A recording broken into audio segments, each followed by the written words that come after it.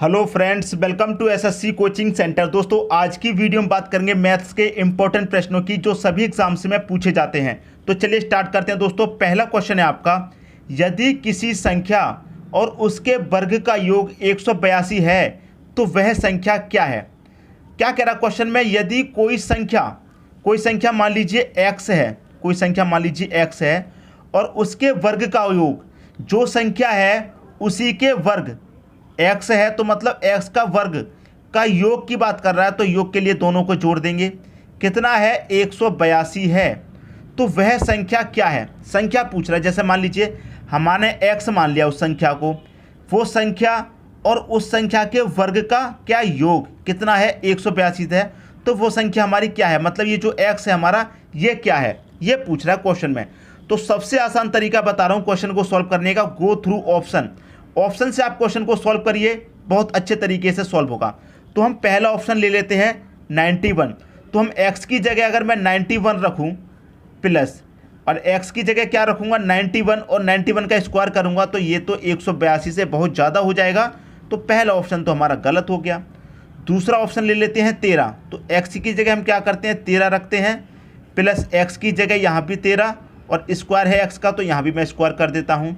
तो यहाँ पर क्या हो जाएगा दोस्तों 13 प्लस 13 का स्क्वायर में करूँगा कितना होता है 169 होता है, और मैं दोनों को जोड़ूंगा तो कितना हो जाएगा, ये हो जाएगा दोस्तों 169 में 13 जोड़ूंगा तो 182 हो जाएगा।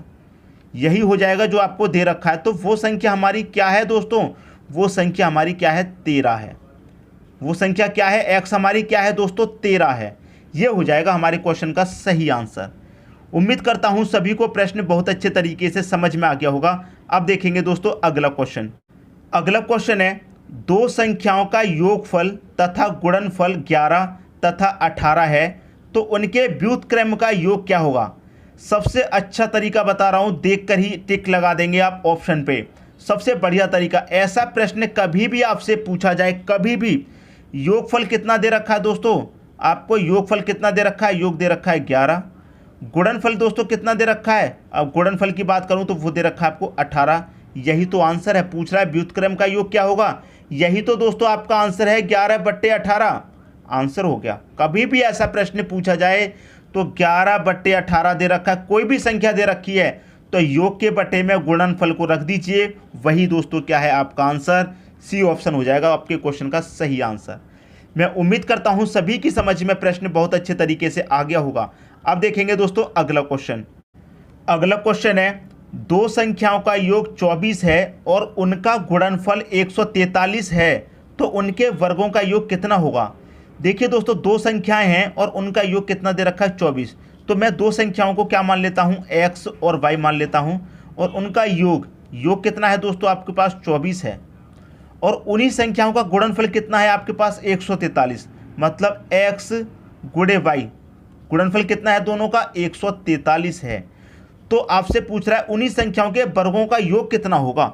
अब सबसे पहले तो आपको ये पता करना है कि x और y वो कौन कौन सी संख्या है। तो x और y में क्या रखूं कि दोनों को जोड़ने पर 24 आ जाए और उन्हीं दोनों संख्याओं का मल्टीप्लाई करने पर 143 आ जाए।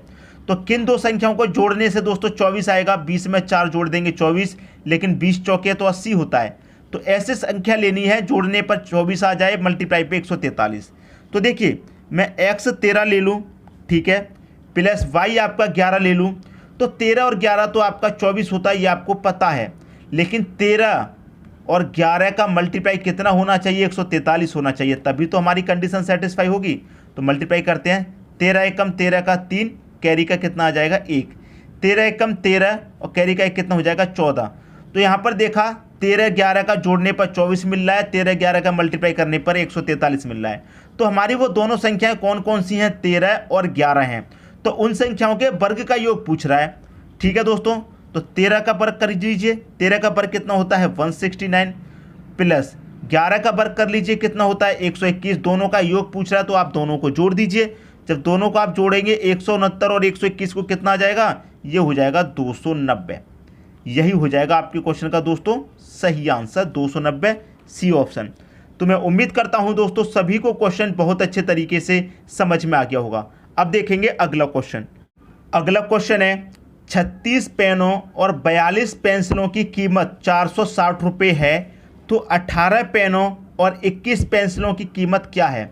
यहाँ पर सीधा सीधा आपको दे रखा है दोस्तों कि 36 पेन कितना, 36 पेन की कीमत, 36 पेन और 42 pencil, 36 pen plus 42 pencil, 42 pencil की कीमत कितनी दे रखी है दोस्तों, कीमत दे रखी है आपको 460 रुपये। ठीक है, फिर बाद में क्या कह रहा है कि 18 पेन प्लस 21 पेंसिल, 21 पेंसिल की कीमत क्या होगी, ये दोस्तों आपसे यहाँ पर पूछ रहा है। तो बहुत अच्छा क्वेश्चन है। जब आप संख्याओं को ध्यान से देखेंगे तो लॉजिक को एक बार में ही पकड़ लेंगे कि क्या हो रहा है। देखिए यहाँ पर पहले कितने पेन थे, 36 थे, बाद में पेन कितने हो गए, 18, तो इसके ये 18 क्या हो गया, आधा हो गया। पहले पेंसिल कितनी थी, 42, बाद में पेंसिल कितनी हो गई, 21, तो ये भी दोस्तों आधा हो गया। जब पेन भी आधे हो गए, पेंसिल भी आधी हो गई, तो इनकी दोस्तों कीमत भी तो आधी हो जाएगी। समझ में आई दोस्तों बात। तो 460 का आधा कितना हो जाएगा, 230 नहीं हो जाएगा, तो इनकी अब कीमत कितनी हो गई, 230 हो जाएगी। यही तो हो गया आपके क्वेश्चन का सही आंसर, पहला ऑप्शन। बिल्कुल भी कठिन प्रश्न नहीं था, अगर आप एक बार में ही समझ जाएंगे, जब आपकी प्रैक्टिस अच्छी होगी, संख्याओं को ध्यान से देखेंगे तो। इसीलिए मैं बार बार कहता हूं कि प्रैक्टिस करते रहिए ताकि कभी भी ना भूलें। अब देखेंगे दोस्तों अगला क्वेश्चन। अगला क्वेश्चन है, दो संख्याओं का गुणनफल 32 है तथा उनका औसत 6 है, तो उनके घनों का योग है। दो संख्याओं का दोस्तों औसत कितना दे रखा है, 6। यहाँ पर समझिए, दो संख्याओं का औसत कितना है, 6। आपको पता है संख्याओं का मल्टीप्लाई औसत से करें तो क्या पता चलता है, योग पता चलता है। तो 2 छक्के कितना हो जाएगा दोस्तों, 12। तो दो संख्याओं का योग कितना हो गया, 12। और आपको गुणनफल दोस्तों कितना दे रखा है, गुणनफल दे रखा है आपके पास 32 का। ठीक है, संख्या दोस्तों दो हैं, तो हम दो संख्याओं क्या मान लेते हैं, एक्स और वाई मान लेते हैं दोनों संख्याओं को। और दोनों संख्याओं का योग कितना है दोस्तों, आपके पास 12 है। ठीक है, इन दोनों संख्याओं का योग कितना है, 12। और इन दोनों संख्याओं एक्स और वाई, इन दोनों संख्याओं का मल्टीप्लाई आपको कितना दे रखा है, 32 दे रखा है।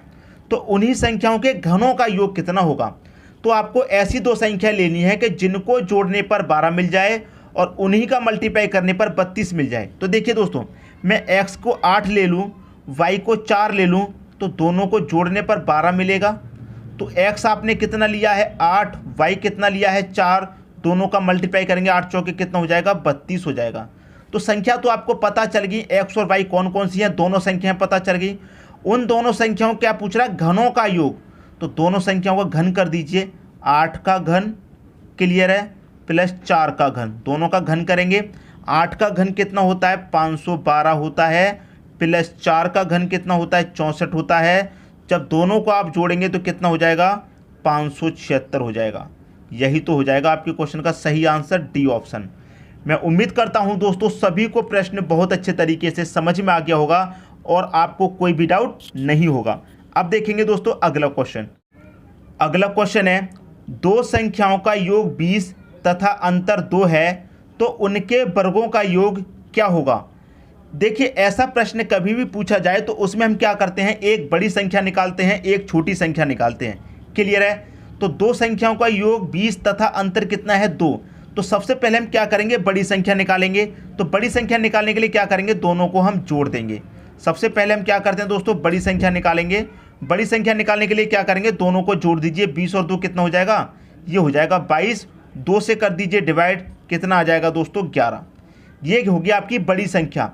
और छोटी संख्या निकालने के लिए दोस्तों क्या करते हैं, दोनों का अंतर, बड़ी के लिए दोनों को जोड़ देते हैं, छोटी के लिए दोनों का अंतर। तो 20 में से 2 जाएगा कितना, 18। 2 से यहाँ भी डिवाइड कर देंगे तो 9 आ जाएगी आपकी छोटी संख्या।